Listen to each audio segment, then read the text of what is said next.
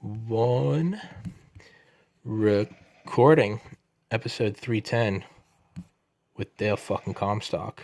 We're gonna go into your book American Badass, which is actually first episode you and I did, episode 50. Was I think 300 and it's actually kind of weird. This is episode 310, and I think we did the episode. I checked it last night, 310 days ago, but it was originally about American Badass, your book, which will be in the description, sticking to the top comment. It's a fantastic fucking read. But there's more. You can't get everything out of it just from reading it because, it's not a manual on how to build a car. It's just the most insane firsthand stories from your time in Delta Force and, other things that will not be named. But kind of want to hear it from your mouth and, a detailed, not an exact reading, but more so just kind of the whole thing. I wanted to hear it from you originally, right? I don't want to hear a Beatles song on a radio. I want to hear John Lennon fucking singing it, right? So it's to equate you with John Lennon. Let's jump into it, Dale. Yeah, man. So, we've done quite a few of these already, man. And I just realized as we started the show that, I'm probably real remiss by not kind of telling people a little bit about myself. Yeah.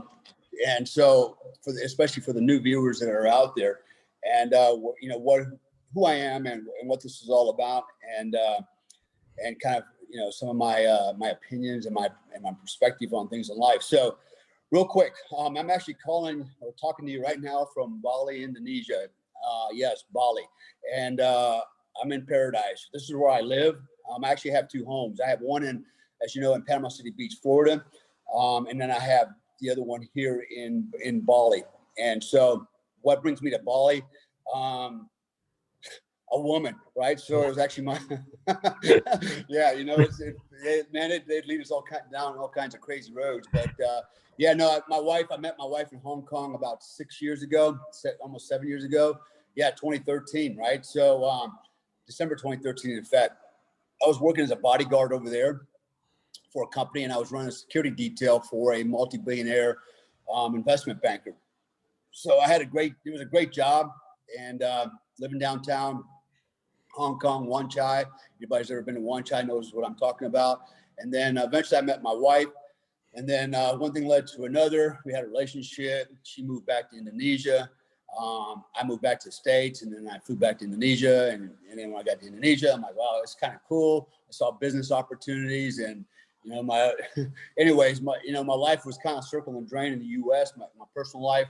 So, that's what brought me here to Indonesia. To make a long story short, my wife. And so I started out in Jakarta. I lived there for about 3 years. And then we ended up down here in Bali almost 3 years ago, run a security company here. So I run a security company in Bali, particularly explosive canine detector dogs, narcotic detector dogs, patrol dogs, and I supply them. I was supplying them for the hotels here until the COVID hit.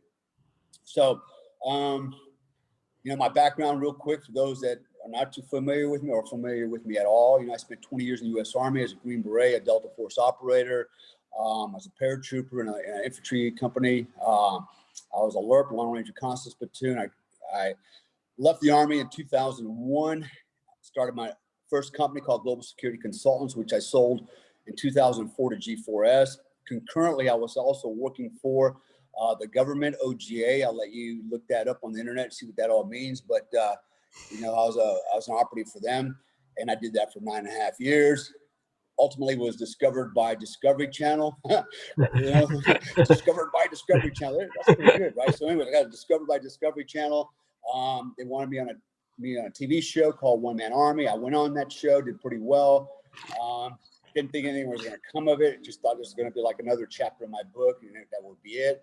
And then wasn't too much longer after that, I got a call from NBC. Said they saw me on Discovery Channel. I liked what they saw, and one thing led to another.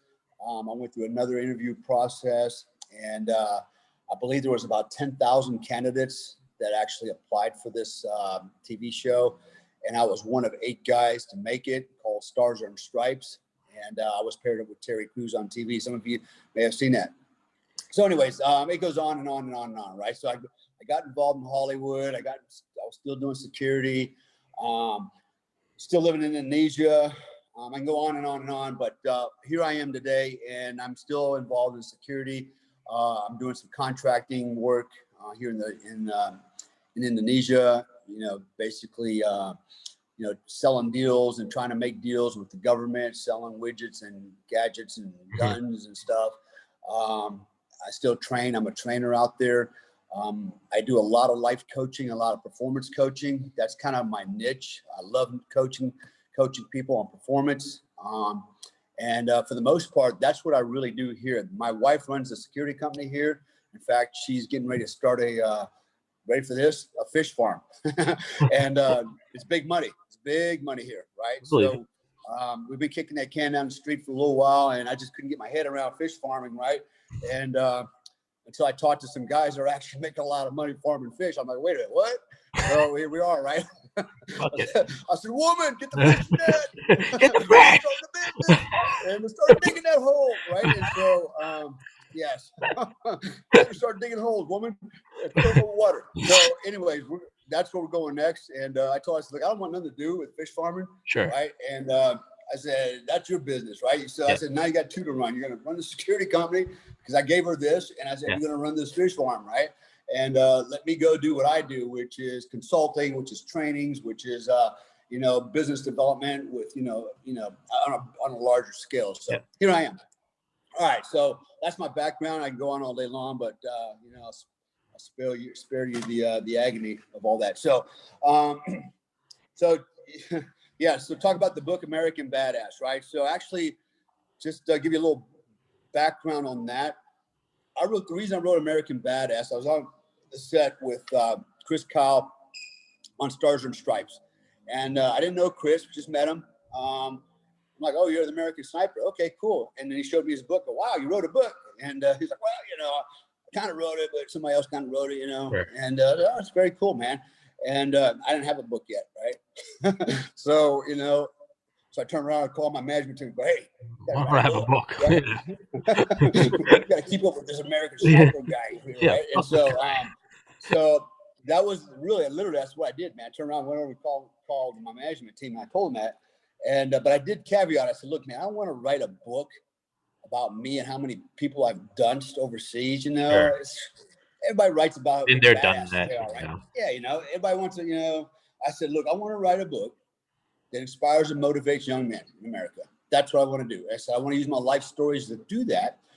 So we can tell all these other cool stories, stuff that I did in Iraq and Afghanistan and everywhere else. But there needs to be a lesson learned in there, right? That people, something, a takeaway, right? To make these young men better people. It's not just men; anybody can be better. Yeah. But particularly, that's just who was in my mind at the time. Because I'm looking around at all these skinny jean kids, and I had some. I don't want to get into some personal stuff, but man, when you have a boy that doesn't want to go outside because his hair will get wet because it's raining. I mean, there's a problem, right? And so it's stuff like that, I was getting exposed to, and which was very different from when I grew up, right? When I grew up, we played in the rain, the mud, the snow, we played football outside, the mud in the street, hours and hours until there was no light left to play in, right? Yeah.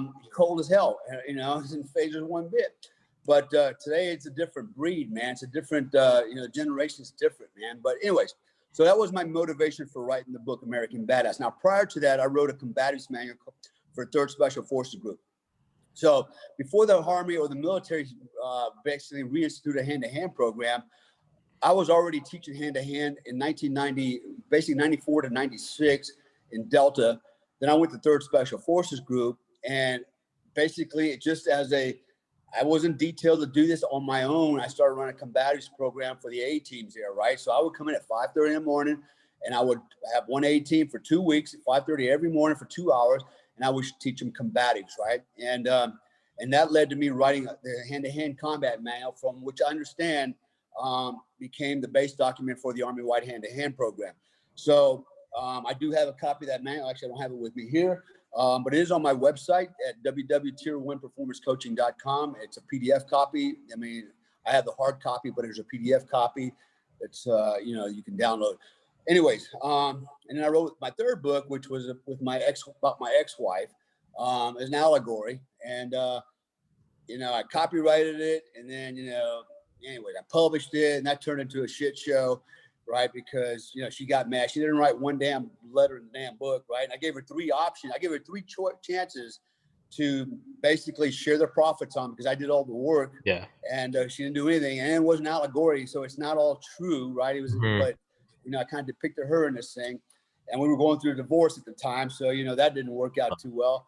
And I actually published it, and then she managed to, course all her friends on Facebook to get on her, write a negative comment, give 1 star on Amazon, And here's the irony: I wasn't even collecting the money for myself. I told her, I said, that money will go into an account for our daughter, right? Yeah. That's what it would go for. Yeah. And they just completely sabotaged that, And dumb bitch. so, this is the limited thinking person I was with, and that's why I'm not with her no more, man. Yeah. Unfortunately, hindsight's 2020. Sure. Anyways, so I've written 3, as far as I'm concerned, 3 publications. I'm actually writing a 4th one now. I was actually writing 5 more, but I decided to put them all together into one book. It might be 2 books when it's all said and done.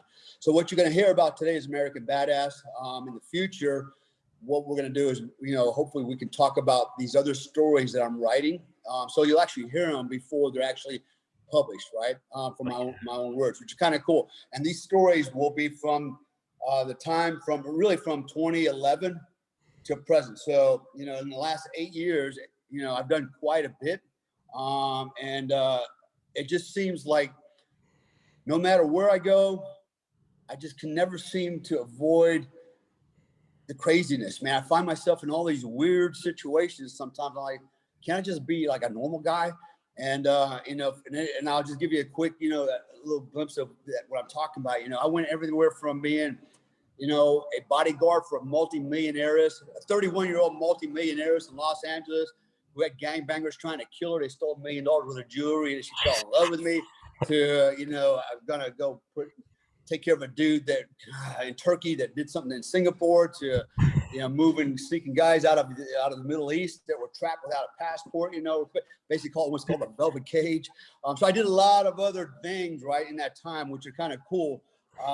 Very, could land me in jail, and some of them still can land me in jail. But anyways, there's a story. There's even a story about that, man. Yeah.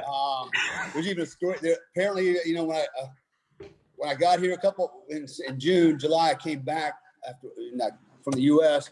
I was told that there's people looking to arrest me because I had a red shading with Interpol. Like, shit, and that turned out to be bullshit. But we think it was either some competitors, some business competitors, and there's actually terrorists living right here where I'm at now in Bali. There's actually real terrorists, ISIS fighters, Yemen fighters, Yemenis. They're here, right? Even though nobody wants to talk about that, but they're here. So we thought, well, maybe they're trying to set me up for something. I know who they are. They know who I am. But anyways, so all right, those a little bit about my background, about my books. So more books are coming, but today what we want to do is just talk about a couple of chapters. The first chapter is American Badass, and I'll kind of give you, I'll give you my version, the written, spoken version of what actually happened, which I think, I think I'll try to keep it. I'll try to keep it on. There's some. What's the word I'm looking for, man?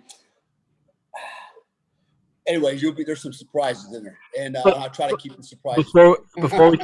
Before we keep going in, you can't mention it, but for my generation, anyone that's ever played Call of Duty Black Ops 1 and 2, everyone that you won't know this, Dale, but everyone that plays the video game, I know you know what I'm talking about. On the left side, at the beginning of each mission, when all the words appear and then they get redacted, you'll always see that there's a unit of a certain government organization, and that's the one Dale was in. That's the same one if you read Annie Jacobson's book, Surprise, Kill, Vanish. She went on Joe Rogan and did an episode specifically about that division Dale was in.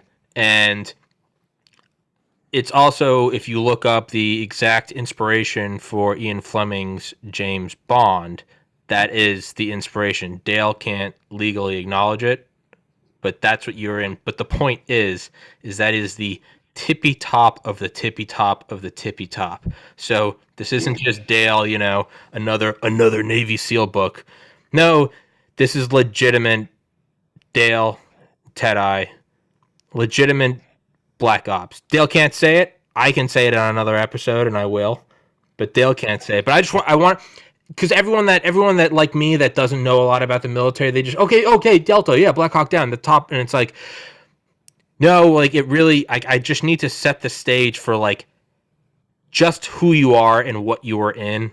It's not that you got to the NBA championship. You were on the dream team in the US Olympics with Michael Jordan and Larry Bird. Like, again, you can't legally say it, but I just wanted to sort of really, I want everyone listening to appreciate just who the fuck you are. You come on here and we shoot the shit, we talk about killing Antifa and all that good stuff, but I just wanted for everyone to know that. You can't say it, and aside from that, sorry for just jerking you off, but okay, let's get into it. Well, I'll say this, right? So real quick, it's not a mystery. It's a secret that I cannot keep, right? Because when I was working for this group, this organization overseas, my buddies would see me Yeah.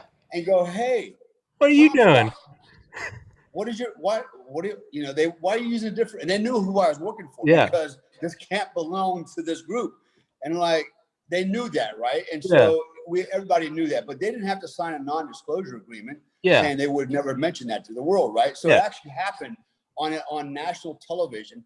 I never told nobody, but these guys knew where I was, and they didn't know that they couldn't say that. And on national TV, they told the host, who didn't never pass it by me. And in the beginning of the show on national television, I was introduced as former Delta Force operator, former ABC operative, Dale Comstock. I go, well, there goes that job. I'll never get that one back. That one's done. That's gone. You can't unring that bell. I remember No, I couldn't. I'm thinking, how the hell does she know that? Well, it's not when people don't know and they know that I was over there. I'm well known, right? And it's like, especially in the special force community. So yeah. Well, I was gonna say, it's like anyway, the first time you came on, I brought that up. I was like, so I love hierarchies and stuff. What's the best? Championship, Olympics. What's above? And I've just always loved hierarchies. And I remember I was like, Dale, have you ever heard of this thing? I don't know if you know about it. And everyone go back and look at it. It's in episode 50. I'll find the timestamp for it. But I'm asking you about it, and your face is lighting up. And I'm like, oh, you know about it. And you go, yeah. We won't talk about that. I thought you were just being funny. And you can actually go back. And it's the first time Dale and I ever spoke. And it's Dale going, yeah, I know, we won't talk about that. And I was laughing because I thought you were doing the whole, like, if I told you I had to shoot you. But you go, we won't talk about that. And I'm smiling, and you're just staring at me. And then it dawns on me that we're actually not going to talk about that. So I was like, you hear my voice crack. I was like, okay. And I just kind of changed the subject. But yeah, it's you can, but you can't. It's obviously I can, but it's the point is Dale is the American badass. So yeah, let's get into it. Well, yeah. So what makes me the American badass? Well, actually, it's not because I am a badass.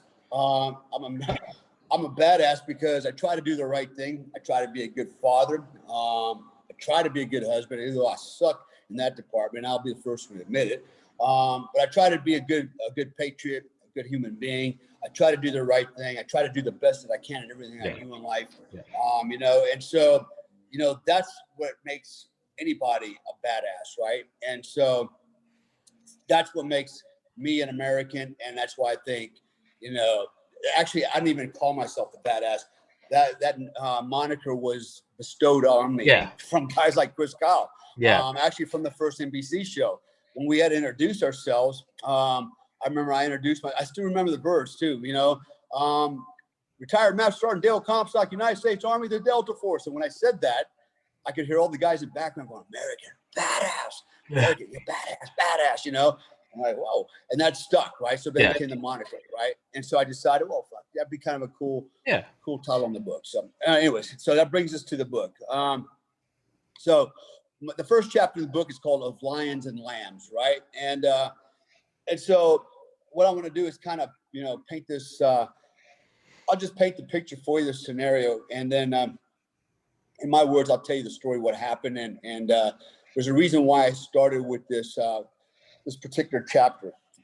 This chapter, actually, when I wrote it, happened to me. It's the last thing that happened to me prior to me writing this book. And I thought, well, man, this this is like, you know, ubiquitous. It would fit in this book perfectly, even though it was a tragedy. But there's lessons learned from it. So remember when I talk about the book was to inspire and motivate young men, right? To be better versions of themselves, stop being these little, you know, snotty nosed kids afraid to get their hair wet, skinny tight jeans, you know, freaking, you know, man up, right? You can do all the cool stuff. You know, you can play video games and, you know, but you can still, you know, man up, right? So, anyways, there's a purpose for this story. So what happened was this, just imagine this. It was a very cold night. It was probably about 27, 29 degrees out in the desert. And I'm standing out there. I got another guy with me, and we're on the radios, and we get the call that we have a vehicle that's down in the desert. One of our guys is out there, and he's stuck, and we can't get to him, but he needs extraction right away. So what happens was I call in an exfil bird, and basically I give him the grid coordinates. I say, look, this is where you need to go. We have a guy out here. He needs to be, he needs to be recovered, right? Search and rescue. So as we're standing there, I'm communicating with the guy. His name's Travis. Travis is Dale. Bird's inbound. He's probably about 5 mics out. Stand by, prepare for exfil for recovery, right? Roger that. Dale, stand by. So as we're standing there, remember this, it's freaking cold outside, man. I mean, it's really cold. And I just had on a thin jacket because I really wasn't planning on being outside that long. And we initially were inside of a vehicle, it was warm in there, but we had to get out, right? We had to get out for security, listen to the radios, and can't see shit from inside the vehicle, right? So you got to get out. So we're standing there, and I could see the bird coming in. And basically what the bird was going to do was an orbit, basically a counterclockwise orbit. I would estimate it was about 2 miles out. I identified the bird. I saw the red and green strobes on it, right? They were blinking. Is that tactical? Yes or no? Depends on where you're at. But anyways, he was about 2 miles out. He's going to fly counterclockwise orbit. Basically PID, or what we call, PID is basically positively identify, the extraction point and get his bearings, so to speak, the pilot was. So he flies around, and we're still, me and my partner still kind of yapping and everything. We're telling Travis on the radio, okay, Bird's, come around. He's on his final leg. Stand by, prep your gear, get ready to get out of there. Because as we're standing there, I'm looking out there, man. And if you can just imagine, the sky was dark. It was pitch black, right? There's no moon. All you had was starlight. The desert sand was kind of light, right? And and when you see the light desert sand, you can see the green sagebrush and bushes out there. And all I could imagine was, man, there's probably Taliban behind every one of those freaking bushes, waiting for that bird to come down low, and they're going to take it out with an RPG, because that was standard practice, man. It got to be standard practice. After Mogadishu, I was there in Mogadishu, and I can tell you that when the we call them skinnies back in Mogadishu, right? The skinnies figured out, hey, we could shoot down a hovering Black Hawk with an RPG. That became the MO. That became in vogue. Let's do this all the time, right? It works. Now I don't want to mislead anybody either. I said Black Hawk down. I was there, but I came in as a reinforcing squadron to reinforce C Squadron when they got freaking basically, they got pretty hammered over there. So but we were there. I still ran some ops, but just I don't want anybody go, oh, cops suck, you're full of shit. No, I'm not full. I want to make sure I'm for accuracy. Everybody understands that. So so going back to the present story. So I'm sitting there, I'm looking, I'm thinking, man, even in Afghanistan, they were shooting down Black Hawks and helicopters, Apaches, with RPGs. If the birds were low enough and they were flying slow enough or hovering, they stood a good chance of getting taken out. So that's all I could think about was, man, freaking, they're probably all out there hiding behind the bushes, waiting. They can hear the bird flying around. They know we got a vehicle that's broke down out here. We got a guy stuck out in the field. They might do that. So I'm standing there, and I could see the helicopter coming in. And he's actually flying from, let's say 4 o'clock to 10 o'clock. That was his heading. He's about 200 feet above ground level, and my estimation about 80 knots. Okay. Now, as I'm looking at him at his 4 o'clock, about 300 meters, it was very flat desert, and then it just dropped off into a canyon, right? A wadi, a large wadi. And it was about 100 feet down, at least 100 feet down, maybe a little bit further. So I'm watching the bird, and all I can see is the strobes. I can't see anything. I just see red, green flashes, boop, boop, boop, right? And I could hear the rotor blade. And I let Travis know, Travis, helos inbound, 1 mic out, stand by, right? Roger that, Comstock. And then all of a sudden, this helicopter is flying a nice flat trajectory. There's a 45-degree angle nosedive straight down into this canyon, like a rock. Yeah. Right? It doesn't fall straight down. It does a nosedive just down into this canyon. And I'm thinking, okay. I'm counting in my head, 1,000, 2,000. I don't know why I do that, but when shit like that always happens, I start counting 1,000, 2,000. I'm trying to figure out the times, I guess, track time. And so he goes down into this canyon. My thought was, okay, maybe he's going to do like a dynamic flare, come up, quick dynamic flare, and then hover low and sit down, trying to, be evasive so he doesn't get shot down, whatever, right? Whatever. So he does that. He goes down, and 3 seconds go by, nothing. And it was then at that time I realized I thought I heard a crunching sound, like metal crunching, right? But you got to remember, this is down at Wadi, at least 300 meters away. And it's cold as shit out there too, right? So 3 seconds went by, and I realized he ain't coming back up. Mm-hmm. He ain't coming back up. He should have already come back up because his trajectory took him down this wadi. And if he didn't come up, he would have slammed right into the wall, right? And so I knew something was wrong. And I remember this, Travis, he was SEAL. He calls me, goes, "Hey man," he goes, "Comstock," he goes, "did that bird just crash?" And I go, "Roger that, man. We got a catastrophe here." So I didn't even stop, man. I was already running, and I had on a coal miner's light on my head, right? And I turned it on, and it's just so I wouldn't trip all over the place. And I'm hauling ass. I run down into the wadi, get down to the bottom, and sure as shit, man, it had crashed. Done. Crew, everybody on board was dead, killed. And I remember when I got down there, one of the guys was a friend of mine, good friend of mine. And I remember holding him in my arms as he died, thinking, this is not supposed to happen here. This is not supposed to happen here. And it was a tough thing to get my head around, because for everybody out there listening, this actually happened in the desert about 60 miles north of Los Angeles in February. All right. In 2012.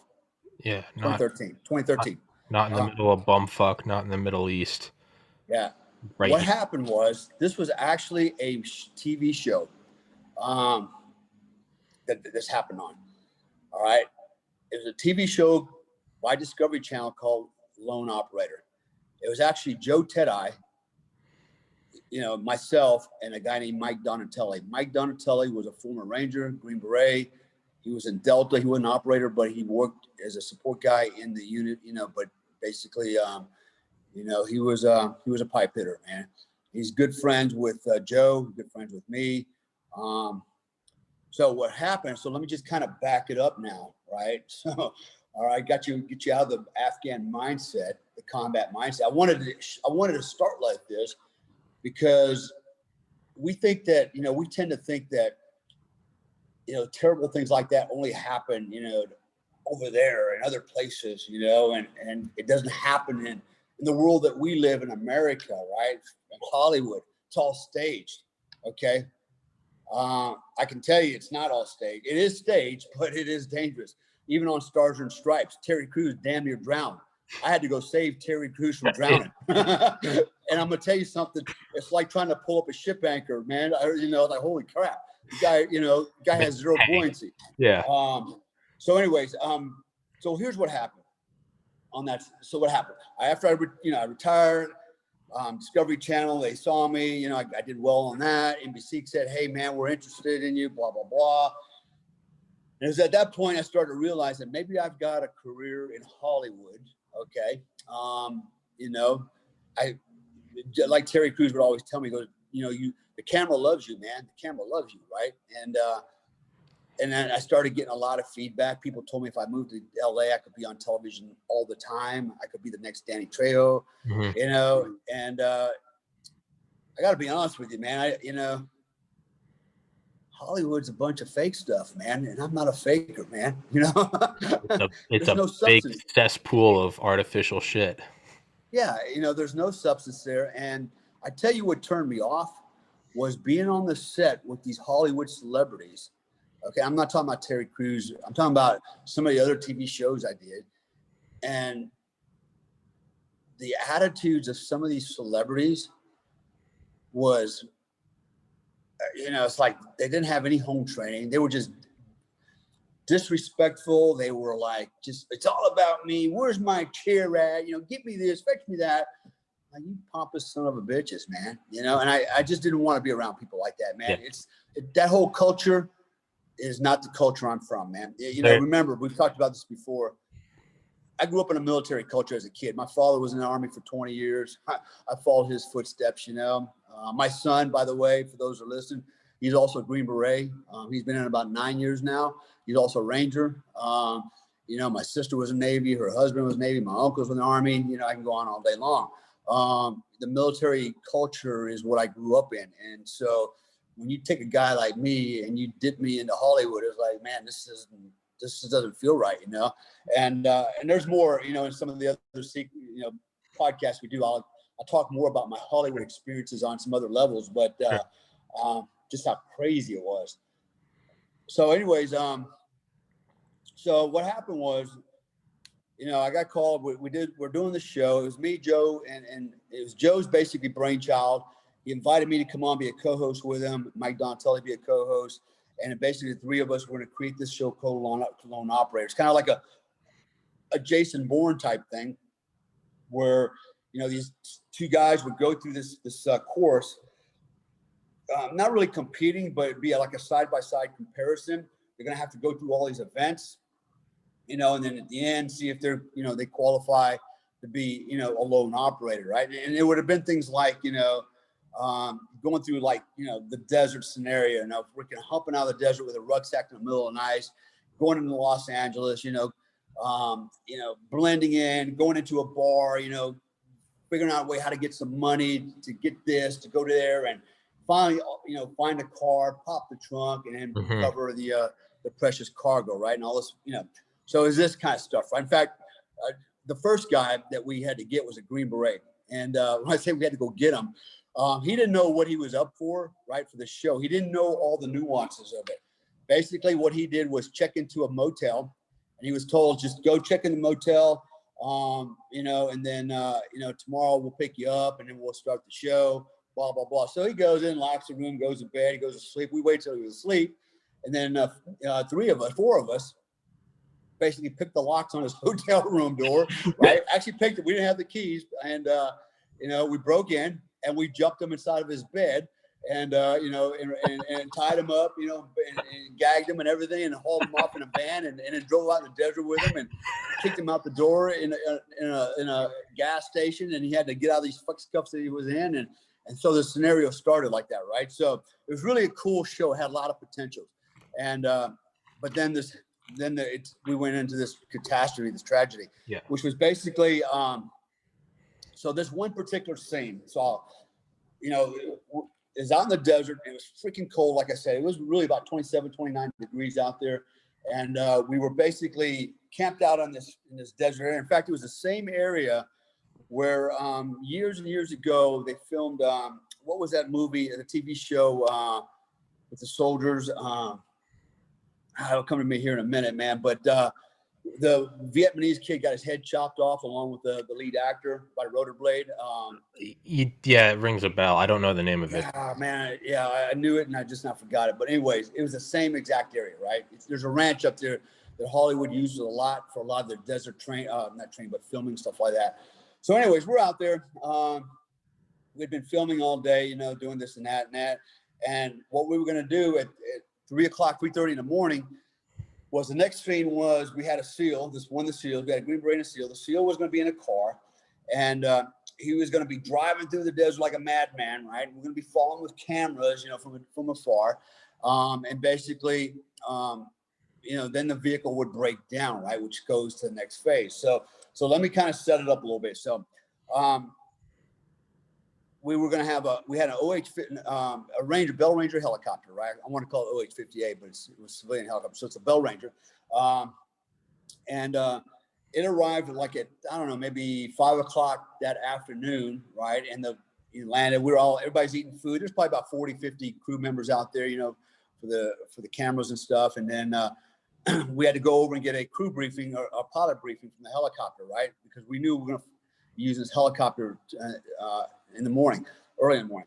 So basically he gave us a safety brief. He goes, okay, you know, he told us about the helicopter, blah, blah, blah. He said, listen, okay, you know, if anything happens, you know, the helicopter goes down, he goes, stay away because there's going to be jet fuel, spinning, flying things, you know, maybe fire and stuff. Just get away. Don't do nothing, right? So he's giving the whole safety brief. I remember when he gave us that part, I'm like, okay, this thing crashes. I'm pretty sure I'm not going to be just standing there going, okay. Yeah. You know, but he said it right, and everybody was like, okay. And so he gives a whole briefing and pretty detailed. And the guy's wearing I would say he was probably close to 60 years old. But he didn't look unhealthy or anything, but he's about 60 years old. And he was wearing a green flight suit. So my assumption right away was he was a former pilot, right? Probably a veteran pilot, you know, and now he's flying helicopters for Hollywood, right? And so what he told us was he was going to do a daylight flight. He was going to fly the route. And he was going to fly at night, right? So he's going to day visual of it, you know, and knew all the, you know, waypoints and checkpoints for and things like that, you know, and the terrain features. Okay, Roger, that sounds like a good idea. And then and they said, okay, and then at night we're going to do this. It's going to be 3 of us. And it was only one pilot, by the way, just one pilot, right? It would be one pilot. It was going to be the cameraman, and it was going to be me, yours truly, 3 of us on this helicopter, right?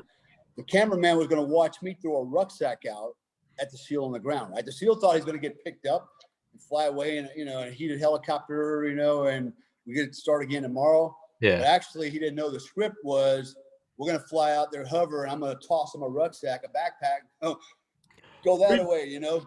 That away, you know, through the desert, you know. And so that away, bitch.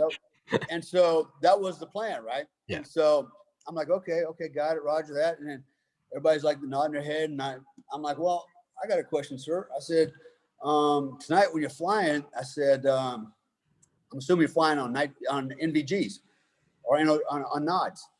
Night vision goggles. Right, night vision goggles or night optic devices, right? I think I said nods. I might have said, you know, NVGs, whatever. I didn't say, you know, I just used nomenclature because I assumed he knew what that meant wearing a green flight suit. And he just looked at me and goes, what are those? I said, you know, night vision goggles, night optical devices, you know? And he goes, oh, no, I don't know how to use those. I don't fly with those. I go, well, how are you going to fly? You fly in white light? And he's like, no. He's flying instruments, right? In the horizon. And now bear in mind, it's pitch black out there. There's zero illumination. It's dark as shit, right? Yeah. And so that was his answer. I'm like, not even a white light. And he goes, no. He goes, I'm going to fly during the day. That way I know the route, you know, blah, blah, blah. Get my checkpoints, waypoints. Easy peasy. All right. You know, I'm not a pilot. I've flown a helicopter before, but I'm not a pilot. Sure. And so I said, you know, who am I to tell you how to do your job? You know, apparently you got a plan. So you're here. Yeah. You know, they're paying you big bucks. Yeah. And you're by yourself. So somebody trusts you. Yeah. And so anyways, okay. So that morning, they had the area set up, and it was probably about, I don't know, 10 kilometers away from the MSS, the mission support site, the area where all the cameras and, you know, the trucks and the vehicles, everything was parked, you know. Well, away from that position, we had the point where we're going to do the filming. And actually, the only thing they had out there was a camera and a light. It was on some type of a telescopic ladder, right? And essentially, the camera guy would climb way up on this thing, which was actually pretty high. If I remember right, he was at least 30, 40 feet up, right? Like a fireman's ladder. He was way up there in the desert, had one white light aimed out at the desert where this car was going to be driving, and he had the camera. And I think all total there were 2 people out there, the camera guy and maybe an assistant, right? And then off at a distance about 300 meters was me, right, and the producer. Now, I said earlier I was supposed to be on the helicopter. So here's what happened, right? So as we're reading the script, high speed driving, off-road, blah, blah, blah, you know, and the 3 of us are standing there talking, and it's like, okay, Mike is going to be narrating. He's going to be standing there with the producer by the car, right? And he's going to be talking about the follies of high-speed driving in the desert at night with no lights on, blah, blah, blah, right? And all the issues that go along with that. Well, Mike doesn't know anything about off-road driving. It just so happens that I'm a high-speed and technical driving instructor, Of course. and off-road driver, right? So that was right side in my wheelhouse, and we all recognized that right away. And so the decision was made immediately between the 3 of us. Dale, why don't you go out and do the narration? You know what to talk about, right? You're not making it up. You actually talk about it. And Mike was like, yeah, I'll dump the rucksack. I mean, even a monkey can just throw a rucksack out of a helicopter. So, okay. All right. Sounds good. For the betterment of the show, that's probably a good plan, right? We all agreed on that. And so the irony of it was, after we said all that, the weirdest thing came over me. I had this sense of foreboding. I shit you not. Yeah. The sense of foreboding came over me. It was like the weirdest thing. And it must have came over everybody. Because Joe says, don't worry, Mike, nothing's going to happen. Me and Dale been enough crashes and helicopter crashes. We got you covered. Nothing's going to happen. Yeah. And I'm thinking, yeah, you know, why would we even think that? Because that's freaking weird. Yeah. Right. And then I just thought, well, we're just, you know, whatever. We're just overplaying this. Right. And so kind of dismissed it. Well, we're turning into Hollywood bitches already. Yeah, exactly. Right. Exactly, man. It's like more dangerous shit than this, you know. I mean, I've been in crashes before, and I got right back on the helicopter and rode it. You know, who cares, right? So it is what it is, right? I wasn't afraid to fly. I mean, fly all the damn time. So, anyways, so then what happened was, all right, 3 o'clock in the morning rolls around. Me and the producer go out in the field. We're driving a Suburban. We stop, get out. Okay, this is our position here. We got the microphone, the camera stuff going on with us. You know, we got, you know, you can see the camera 300 meters out on the desert. You know, the SEAL's out there driving around, and, you know, he's doing like figure eights in a regular car, right in the desert, right? And then Mike gets on the helicopter. You know, we hear across the radio, you know, they're now airborne. Okay, roger that. So here we go, you know. And then it's time for me to start the narration, right? The SEAL's driving around in circles, you know, whatever. And then I'm talking about, you know, how dumb that is, because, you know, driving at night with no lights on in a road car in the desert, you're going to peel the tires off. You know, this is going to happen, blah, blah, blah. You know, go figure, it's a SEAL, right? Whatever, right? I'm just pouring it on, right? And, and making us, you know, like making people think, oh yeah, you know, break the beads on the tires, and, you know, you have no lights, and you blah, blah, blah, blah, blah, blah, blah. What happens if, you know, and so, and then boom, you know, he's cued, the vehicle stops. He calls me, you know, hey Dale, this is Travis. You know, my vehicle's broke down. You know, I need extraction, man. Get me out of here. And so I relayed to the bird. It was Mike that I was talking to on the radio. I said, Mike, this is Dale. You know, we needed extraction, man. Bring the bird in, and we covered Travis, right?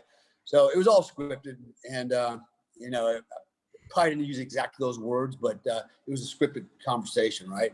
And we actually made a lot of it up, most of it up as we went along. But so the bird flies around, just like, you know, I mentioned earlier, in a counterclock orbit, about 2 miles out, red and green flashing lights. Everything's going right, you know. Bird's now tracking 4 to 8 or 4 to 10, and I call Travis. So Travis is Dale. XFL bird's inbound, standby.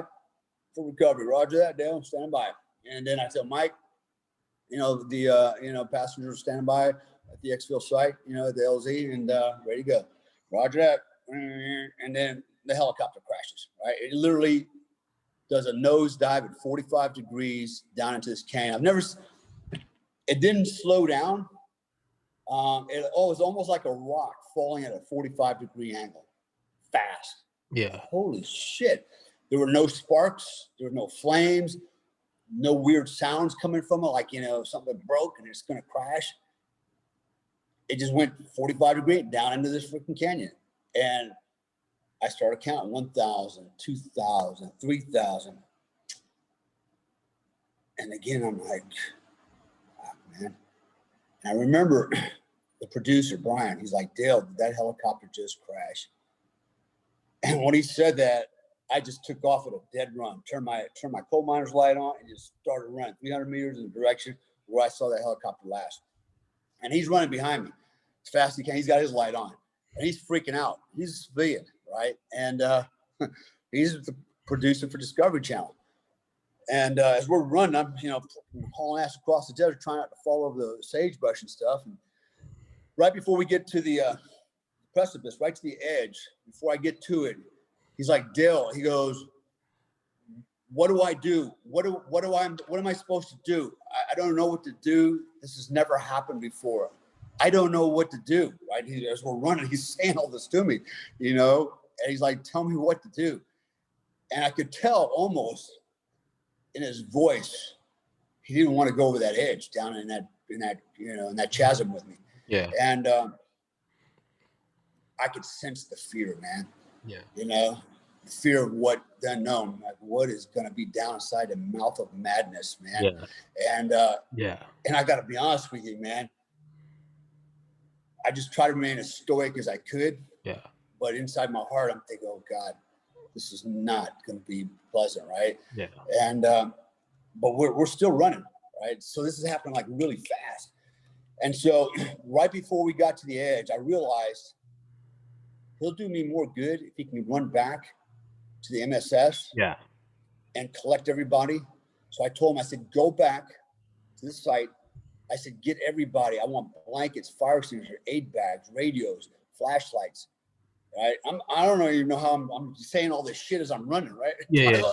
And I'm huffing and puffing at this point, but I'm spitting it all out, and he vectors off, and he goes the other way. He doesn't come down there, and I go over the edge, and when I went over the edge, it was pitch black, like down in this canyon, even darker.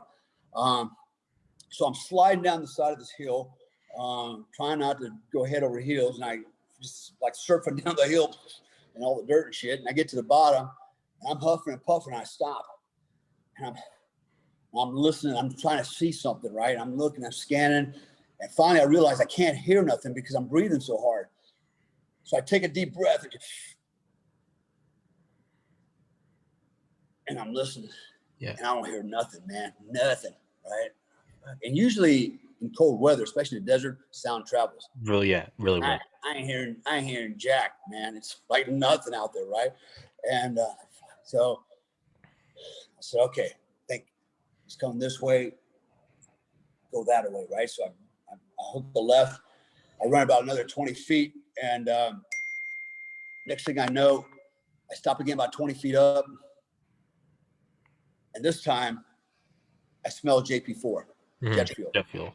Right? And my pants from the knees down are soaked from where I was running through the bush, and apparently it was soaked, and now my pants are getting soaked with jet fuel, right? So I knew I was close. I was at the impact, ground zero, man. And so I knew the debris field, I'm in the debris field. It's got to be going that way from when I remember the helicopter, the way it was flying, right?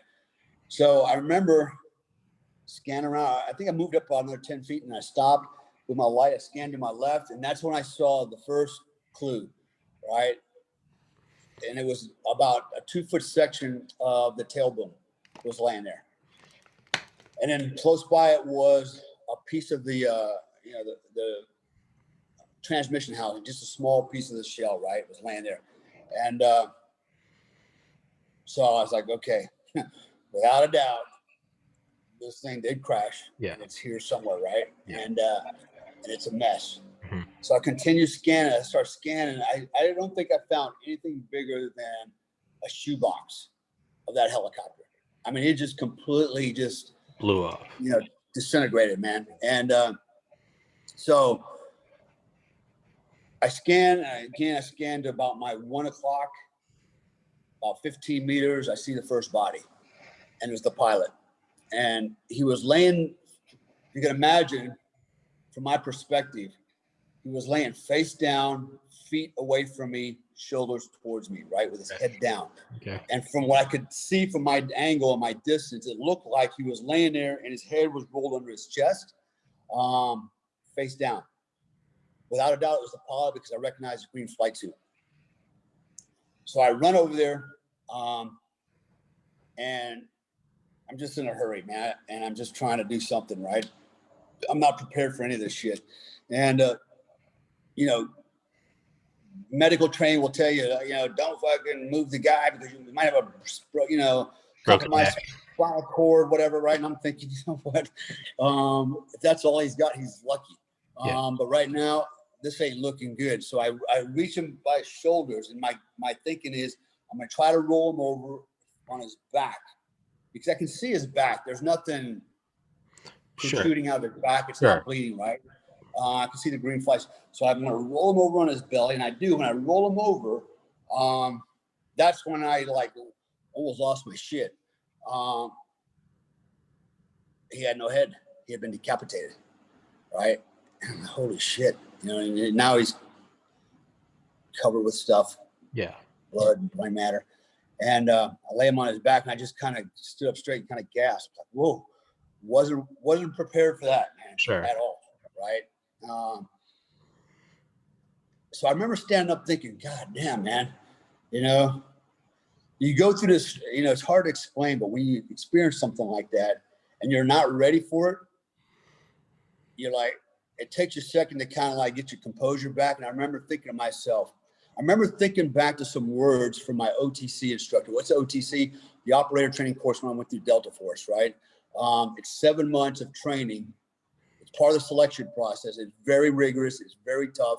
A lot of people don't make it through that, even though they made it through the initial selection piece. And we had this one instructor named, we call him Mad Max. Yeah.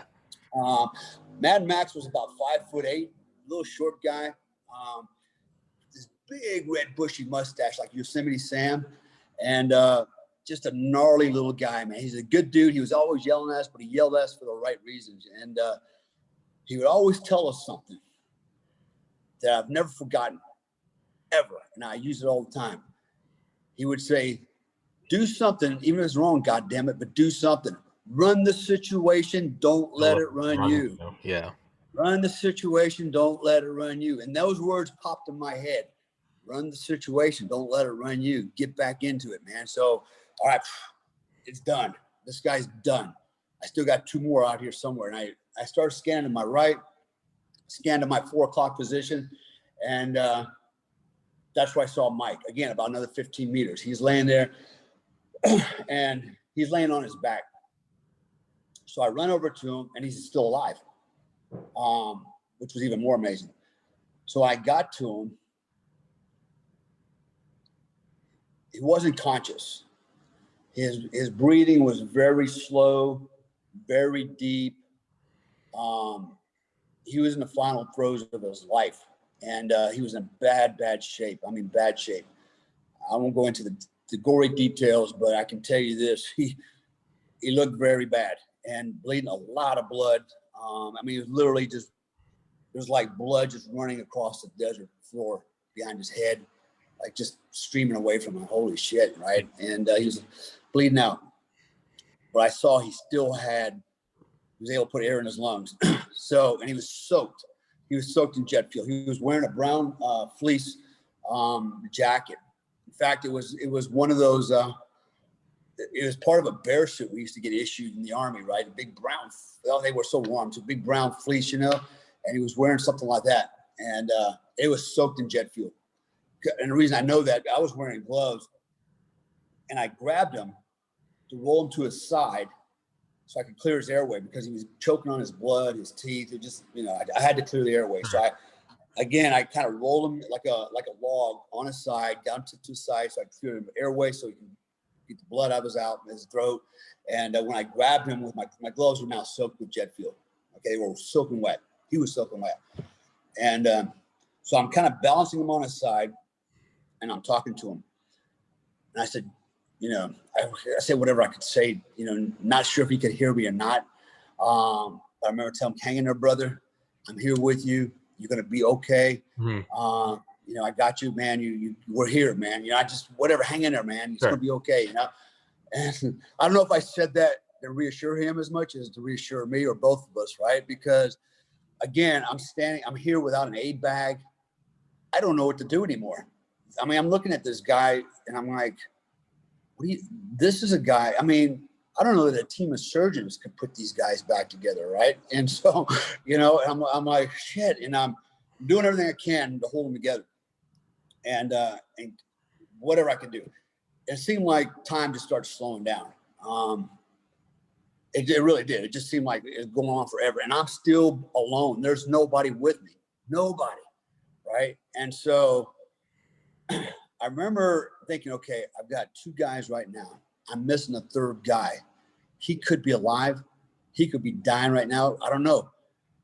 I got a guy here that's dying.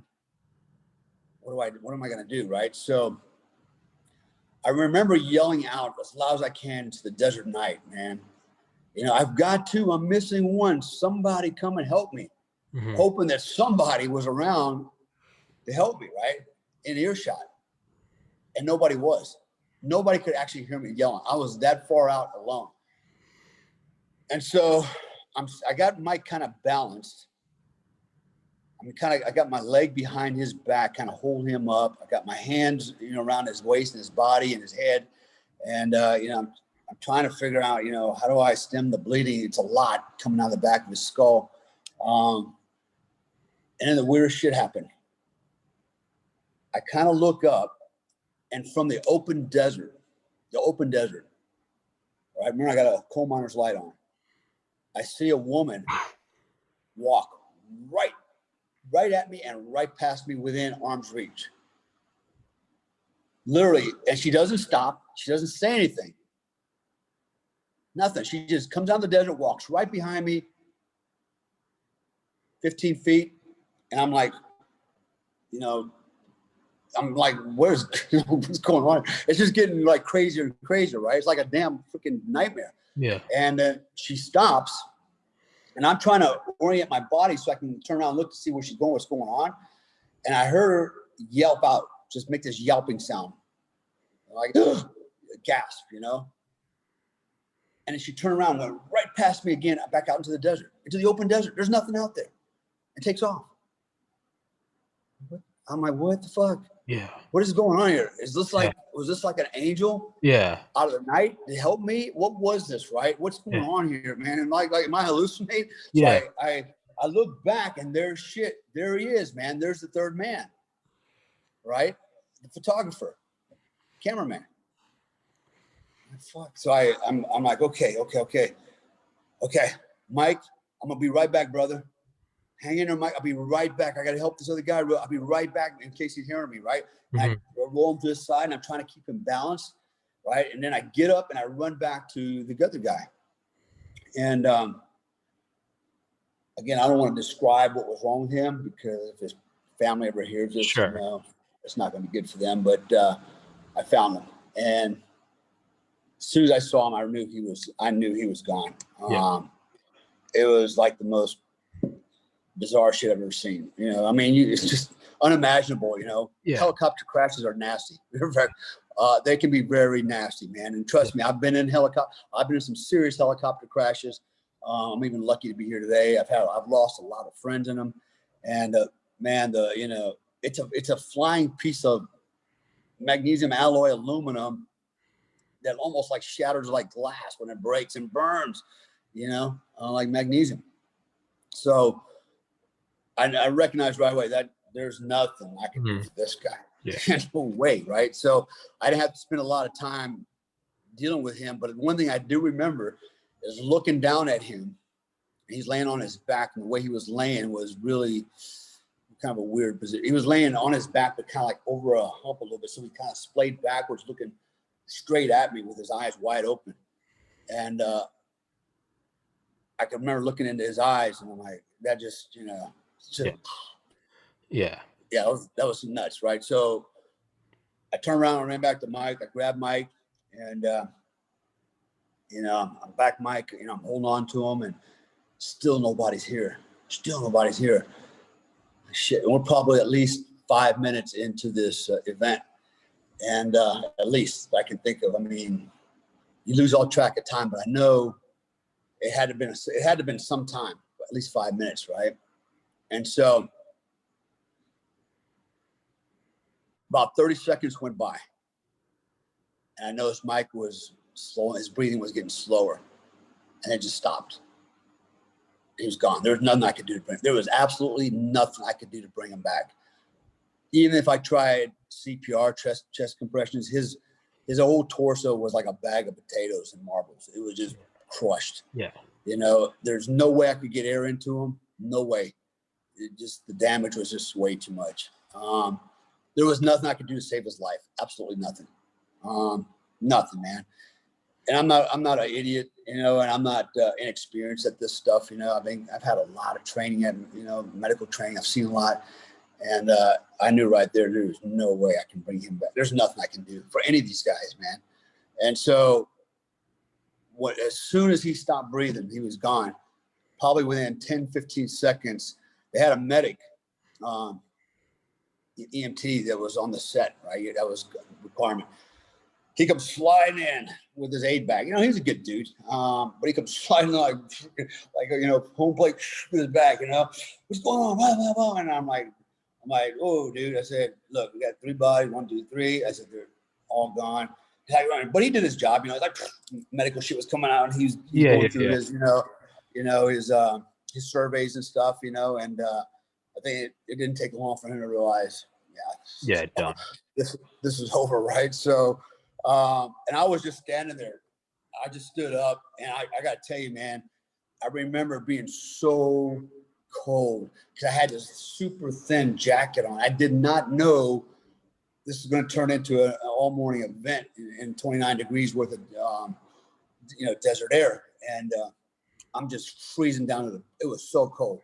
And so I'm standing there, and I'm looking down at Mike.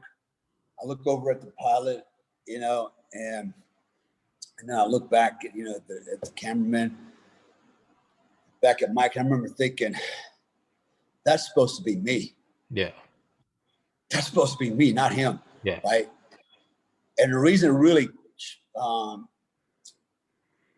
really had an effect on me was because, think about this. At the time, my wife is Hispanic. His wife was Hispanic. We both had the same number of kids, same ages, right? We were both special forces, both from the unit.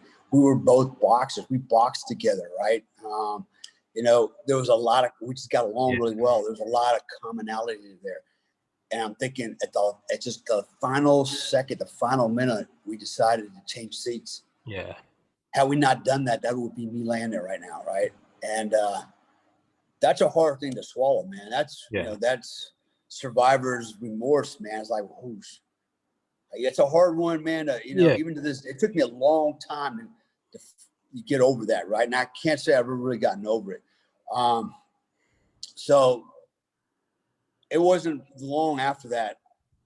Then everybody showed, the fire trucks, the sheriff's department, the highway patrol, ambulances, the FAA, and everybody else, man. I was like, holy hell. Everybody showed up. And at that point I realized, there ain't nothing else I can do for these guys, So we all leave, me and Joe, we go back, and Travis, the military guys, we're sitting in the car down at the MSS with everybody, just trying to get our head around what happened. Everybody else is just totally shocked. Women and everybody's boo-hooing and crying there, they've never been through anything like this. None of them, right? It's Hollywood. Everything's safe, it's all fake, This wasn't fake. And so they got a little taste of my world, right? And Joe's world, Travis's world. They got a little taste of what the real world, you know, can be like. And it came to the set in Hollywood to remind them that, you know, nobody gets out of this world alive, right? And it happens at any time, at any place. And so that, you know, anyways, that rolled over into, all right, the whole production's over. That's it. It ain't continuing ever. And we all go back in Los Angeles, and you know, we had a memorial service a couple of days later. There, you know, I had to go meet with the FFA reps, you know, and give them our, you know, our account of what, you know, what happened, blah blah blah. And then I remember the call was made to Joe's father, right, to tell him what happened, and not Joe's father, but Mike's father. Yeah. And I remember Joe, you know, to ease the pain, goes, look, Matt, you know, I'm gonna mention his name. Said, look, you know, your son died quick. You know, he didn't know what happened. You know, it was over like that, right? And I said, yeah, okay, I'm okay with that. And then and this is actually this is where I met Alan West, Senator Alan West. He was staying in the same hotel. And a week earlier, I'd met him. You know, saw him sitting downstairs, and got to know each other, started talking, and actually invited me to be on one of his shows while I was in LA. You know. And then this happened, you know, and I remember checking out the hotel and seeing Alan. I was like, hey, you know, sir, this is what happened, you know. And he's like, whoa, you know, but, you know, it was over. So then I get a call from my management team. They're like, hey, we need to talk, blah, blah, blah. Okay, what's going on? Well, you know, like anything else, the lawyers are involved now. The lawyers are looking for people to blame. Yeah. They're looking for money, right? And I'm like, yeah, what's that got to do with me? Well, you and Joe were co-producers. You three made a decision. You know, was that on the script? What the, you know, I'm like, what? You know, I could see where this was going. Go ahead and sue me. You know, I ain't got no damn money. You know, I said, this is bullshit. And so that was brought up. And then I get a call. I get a call from the lawyers, you know, with the crew. And the question is, hey, who made the decision, change seats, blah, blah, blah, blah, blah, blah, blah. And actually, it was his wife that called me. Like, it was on speakerphone. I know the attorneys were listening in the back. Sure.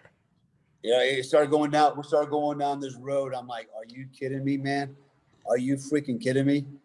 And I said, look, I told the truth. I said, this is what happened. This was a collective decision for the betterment of the show. No objections. Nobody was forced to do anything. Nobody thought this would happen. Yeah. In fact, to this day, nobody knows why the helicopter crashed. Nobody. We don't know what happened. They could not come up with a conclusion. It was this or it was that. I believe it was pilot error. I believe something happened to the pilot. I don't know if he had a heart attack and he fell forward on that yoke and drove with nose down into the ground. I don't know what happened. I didn't see anything come off that helicopter, and all the recordings, the black box that goes on there. They didn't hear any. It's amazing what they can do with a black box. With a black box, they can tell how fast, how many RPMs the rotors are going, you know, the transmission, based on the sound as well, the sound that the helicopter is making. There's so many things they can register at one time and figure out exactly what's going on with this helicopter in flight. They didn't find anything wrong with it, right? It's a total mystery. Total mystery, right? So then I'm thinking, man, is this what's going to happen to me now? You know, is this what happens? You know, and so probably, I don't know, it wasn't long after that, I get a call from Mike's family. In fact, it was his wife. When she called me, I thought, oh God damn, you know, oh my God, you know, what's going to happen here now? Yeah. And she said, listen, Dale, she goes, we're going to celebrate Mike's birthday anyways. Right. And he was up from the Pennsylvania area. she's Cuban and he's Italian, right? And they had a big blended family. She goes, we're gonna have a big party for Mike, celebrate his birthday, even though he's not here. And we would really love for you to come to this, to his birthday party. I gotta tell you, man, I'm like, damn, is this like an ambush? I wasn't sure, man. And so I agreed to go. I said, yeah, I'd be happy to come up there, and I did. So I forget how many months later what this was, but it was in the summertime, and I flew up there and drove quite a ways to get out to their place. And I remember when I pulled up, if you can just imagine, there's a house and behind was a big, large, open green field, and big, giant circus tents, band, lots of people, man. A lot of people out there, hundreds of people, right? Cars parked everywhere, and I get there relatively late. I mean, after it already started, but I parked the car, find a place to park it, and it just happened to be right in front of everybody, and I gotta tell you, I'm like, at this point, getting out of the car with a lot of trepidation. Yeah. I'm like really uncomfortable. I'm really nervous, right? Because I don't know how this is going to go down, and what's going to happen here, right? And so I get out, and I remember I'm walking across this field, man. I feel like the movie Braveheart, where I got this whole mass of people standing in front of me, looking at me coming. Yeah. And I'm walking by myself, right? And the father comes out of the group and meets me halfway in the field. Yeah, it's like really surreal, right? Yeah. Yeah, it was really surreal, right? So we stopped, and I'm sure, I'm sorry for your loss. I don't even know what to say anymore. I'm sorry for your loss, and and thank you for the invitation. What are you gonna say, right? After doing that, and he looks at me. He goes, "I just have one question for you." I said, "Yes, sir." He goes, "Were you with my son when he died?" And I remember what Joe told him. Yeah, that was instant. Yeah. And then I thought about, do I lie, or I just tell him the truth, right? Yeah. I mean, he's a man. He wants to know, and he has a right to know, right? Sure. It's his son. And I go, "Sir," I said, "your son was still alive when I found him." I said, "I did everything I could to help him." And I said, "Unfortunately, he passed away in my arms. There's nothing I could do for him. And I'm so sorry for that," right? And he looked at me. He put his hand on my shoulder. He goes, "I just want you to know," he goes, "out of anybody that could have been there with my son," he said, "I'm glad it was you that was there with him. It was you that was there with him in his last breath, and nobody else." Yeah. He goes, and that made him feel kind of good to know that it was me there with him, right? And he goes, "Thank you for being there. Thank you for trying to help him. Thank you for coming, and come on over here and join the family." And at that point, everybody came out, and I was actually surprised how many people had my book, and they all wanted autographs, right, and take pictures, and and basically I was welcomed into the family. It's like, what, you're always gonna be part of this family. You always have a home. You always have a place to come. You always have family and friends here. And it was a big gathering, man, between Cubans and Italians, and then the festivities went on. The band played, food and barbecue, and people talked about Mike. They had a nice memorial set up for him, and very cool, and really neat what they did for him, and it was unfortunate that it had to be under those circumstances, but that's what happened, man. And so that was the opening chapter of American Badass, and I wrote it in there, and I thought the relevancy was, I want people to understand, tomorrow's not guaranteed, man. Shit happens, and you're either ready for it or you're not. Yeah. It's always better to be prepared, psychologically be prepared. The truth is, we never know what we're going to do, even when we're prepared in those situations. We can just hope that our training you know, our maturity, our knowledge carries the day for us, right? And because I've seen people in those circumstances totally crack, you know, like totally crack and just become dysfunctional. But, you know, the other thing I wanted to people, you know, I wanted to, remember I said in the beginning, I wanted this book to inspire young men. And when I read that, I wanted them to realize it's not about being a hero, because there's nothing heroic about that. There was nothing to be a hero about, right? It's just, I got to go down there, find these men, hopefully they're still alive, and save their lives, right? And because that's the right thing to do. And keep my head on my shoulder, you know? And so that was the intent, was to inspire, you know, people, to give them, young men, to give them something to, a point of reference for the future, right? Go, okay, I remember this story, you know, and that's how we learn, man, as we grow up. You know, we don't learn from reading a book on shit, you know, we learn from experiences, we learn from others, we learn from watching others and hearing the stories. Really? You did that? That's, you know, that's how we, that's how we internalize everything and we grow, right? And so there's a story in there. Actually, it's not in this chapter, not in this book. But I just wrote a story about it not too long ago. I remember I won't go into all the details, but when I was a kid, I grew up in Germany, and I lived with my grandparents, my uncles, and my cousins, my German family, a lot.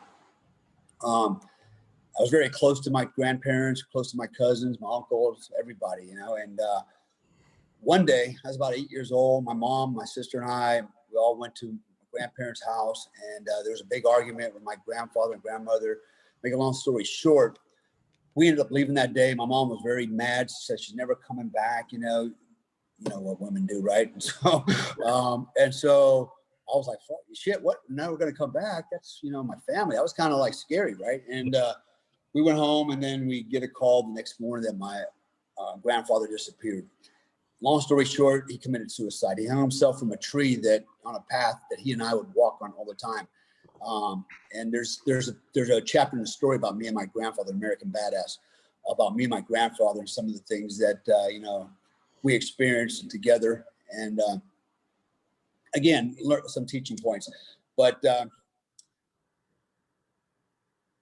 you know, it's I remember where my grandfather hung himself was a large river called the Donau River. And you know, it had a footpath that we would go down all the time, and he hung himself in this one tree. But I remember the river thinking, you know, my uncle, who's also one of my mentors, jumped off this bridge and saved a drowning man from this river, which is a very turbulent, fast running river. It's a very dangerous river. And he went in and saved the guy and brought him back. And I've never forgotten that, even at the age of 8, that, man, my uncle saved a guy from that river, man. And so he, in my mind, became a legend, you know, in my thoughts and my family, you know. And I was proud that, man, you know, this guy jumped off the bridge and went after a guy in this river, man. Like, shit, you know, I wouldn't even go across that in a boat, and he saved the guy, right? So these are the things. My point is, you know, we remember stories like that, right? And as we grow older, we don't want to be the one that's the chicken shit in the family, right? Well, so, you know what I mean? And so, you know, when you don't have examples to, you know, to grow up and look at, then you tend to not, you know, you tend to question your courage. You tend to question a lot of things, man. And we have a lot of that going on today with our kids, our young men. They're not challenged. They're not pushed to challenge themselves, right? Oh, you don't want to play football? Okay, stay home and play Nintendo. You know, whatever the hell is they play these days, right? See, I don't even care, right? I don't give a shit about it, because that's all bullshit. Right? Video games is all bullshit, right? So it's not gonna teach you about real life, you know. But that's where everybody's at, man. You know, these kids are, you know, they're basically, you know, pacified, you know, and it's okay, you know, go inside, don't go out in the rain, you know. It's a different generation, but it's going to reflect badly on us in the future, and our future generations. There it already is. So, so basically, that's the first 2 chapters of the book. That's how we start this thing, and again, at the end of the day, it's about mentorship. Badassery is not about how tough you are, how many people you can fuck up, how many people you killed. Yeah. It's about, doing the right thing, using your head, being a good example. And I say good example because can't be a perfect example because we're not.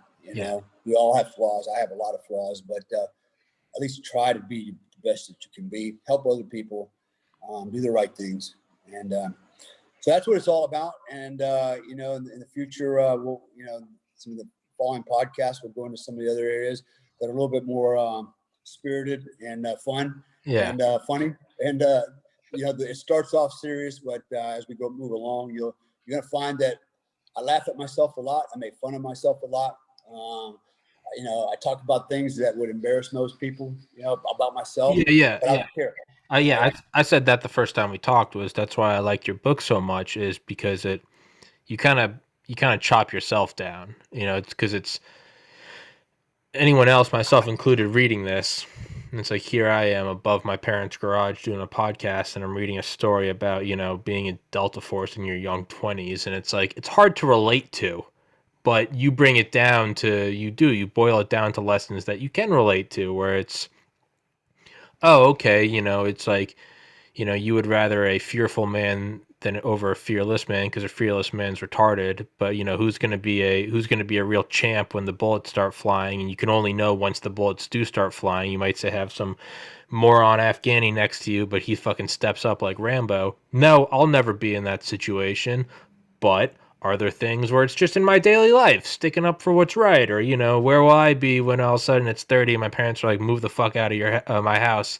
And it's like, okay, bullets start flying and I find a way to make money on the podcast. It's like, okay, I'm not in a war zone, but it's the same thing. It's like push comes to shove. And in that way, you can kind of relate to it.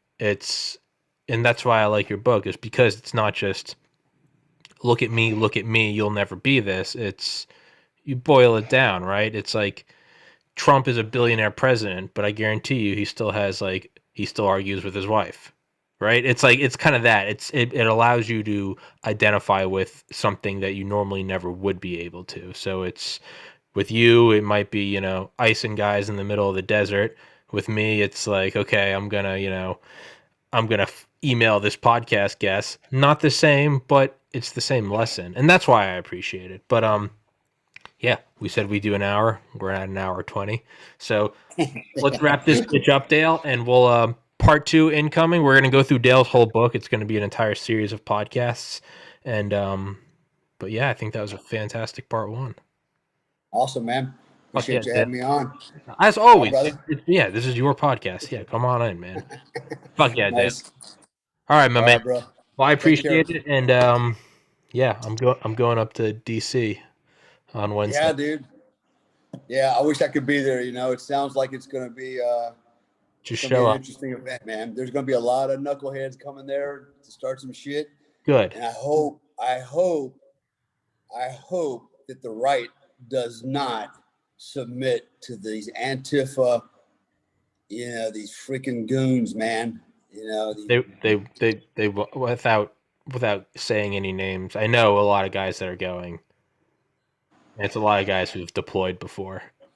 Good. They don't give up. They need to put them back in their place, man. If I had to make a recommendation, it's like, you know what? Don't go up there stomping your feet and pouting.